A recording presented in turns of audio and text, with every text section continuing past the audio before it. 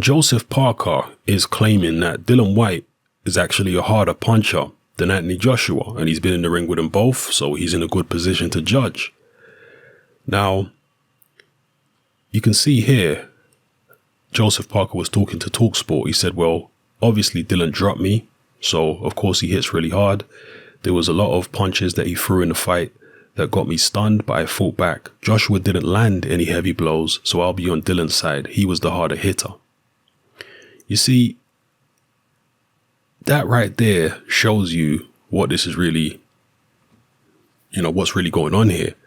Is Joseph Parker is not really saying that Dillian Whyte hits harder, because he says Joshua didn't really land any heavy blows, which he didn't. He didn't land any significant power shots on Joseph Parker over 12 rounds, and Parker didn't land any significant power shots on him, which was why it was such a poor fight. So Joseph Parker never really felt the full power of AJ to be able to judge it, but he did feel the full power of Dillian Whyte.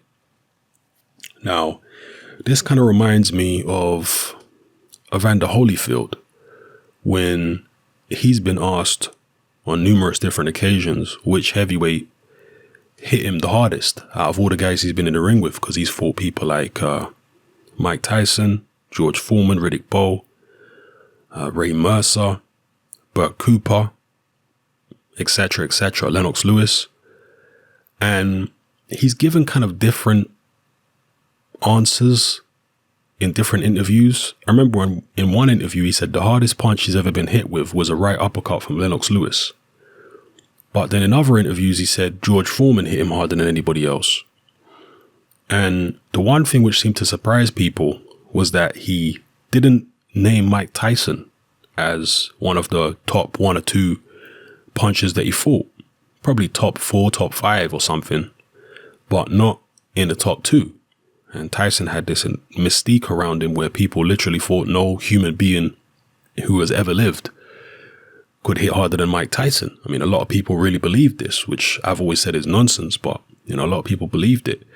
But one thing Evander Holyfield said is that Mike Tyson never really caught him right. So it's difficult for him to judge Tyson's power, because even though he had 2 fights with him, which went a total of, I don't know what it was, 15 rounds or something like that in total over the 2 fights. Even though he went that long with Tyson never really caught him clean with his best shots.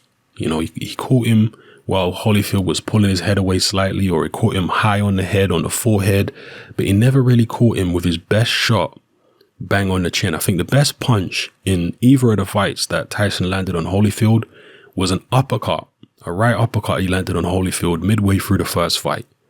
But other than that, and he landed a good overhand right to the side of Holyfield's head in the first round of the first fight too. But other than that, Holyfield's defense was really good. He was good at nullifying Tyson's power, slipping and sliding, rolling with the punches. And so he never got hit as flush by Tyson as he did by, for example, Riddick Bowe, because he had 3 hellacious fights with Bowe. And he took many clean punches off Riddick Bowe, like full-blooded power shots. So he understood what Bowe's power was all about. But with Tyson, he never really felt it. Against Lennox Lewis, he did here and there. But the point being, and when I think back to the fights that I had, and I think back to the spars I had, it's hard to really gauge sometimes who hit the hardest when you've been in there with so many people who can hit hard and you've been hit by so many punches. It is quite difficult to assess sometimes, particularly if you've been multiple rounds with the same people who all hit hard. Then you're like, who actually does hit hardest?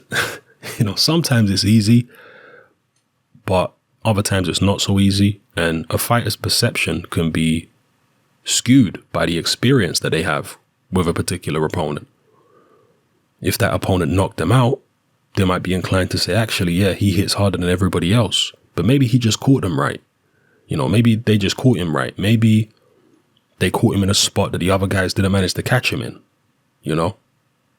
But yeah, sometimes you can say, okay, this guy hits harder than such and such a person. But when you're dealing with, I'm trying to clarify what I'm saying here, but when you're dealing with, let's say, 3 or 4 guys who all hit extremely hard, it can be difficult to say who hits hardest out of them. If you're dealing with 1 guy who hits extremely hard and 5 guys who don't really hit extremely hard, then it's easy to pick out the puncher. You know, you know the difference of how it feels when you get hit by the big puncher than what it's like getting hit by the not so big punchers. But when you got guys who can all bang, like Lennox Lewis, Riddick Bowe, Tyson, these guys can all punch. And you're trying to assess who hits hardest out of all of them when you've been multiple rounds with all of them, it does kind of get a little bit blurred, I could imagine. Because he's been hit by hellacious shots from Lennox Lewis and Riddick Bowe. But Mike Tyson, not so much. You know, he kind of managed to roll with the shots and get away without taking the best of Tyson. But the one thing that Holyfield did say about him was that Tyson had tremendous speed, which is what most opponents say. So that's my interpretation of this as well here, what Joseph Parker is saying about AJ. He's saying Dillian Whyte hits harder based upon the fact that Dillian Whyte actually caught him with big shots. AJ never really caught him with anything big, so it's impossible for him to say who hits harder between AJ and Dillian Whyte. One thing I can say about Dillian Whyte is his left hook is a tremendous punch. He obviously gets a lot of leverage in that shot, and he's very sneaky with it as well. It's not like Dillian Whyte is left hook happy. You know, he's not a Razor Ruddock. He's not a guy who comes out and throws 1,000,000 left hooks until one hits the jackpot. No, Dillian Whyte sets his left hook up. He's very sneaky with it, and he'll catch you off guard with it. You know, he often throws it as a counter. And, you know, like I say, he's very clever and sophisticated with how he lands that shot. And that's part of the reason that it's so effective, because people don't expect it.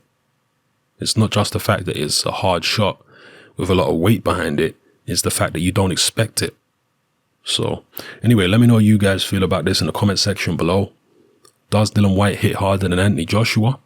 Or is it just a case of Joseph Parker never really having felt Anthony Joshua's best shots? Let me know what you think in the comment section below, people. It's happening, I'm out. Join me on Patreon. I upload a minimum of 2 podcasts every single week, covering a wide variety of controversial topics, as well as live stream Q&A sessions. Take a look on screen right now at some of the podcasts I've produced so far.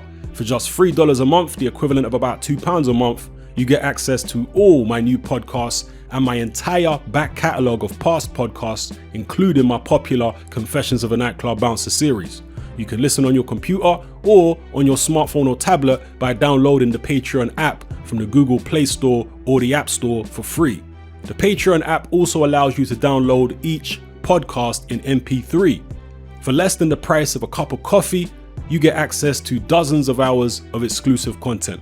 It's easy to sign up, there's no contract, and you can cancel at any time. So come and join our community of free and critical thinkers by signing up with me here on Patreon today.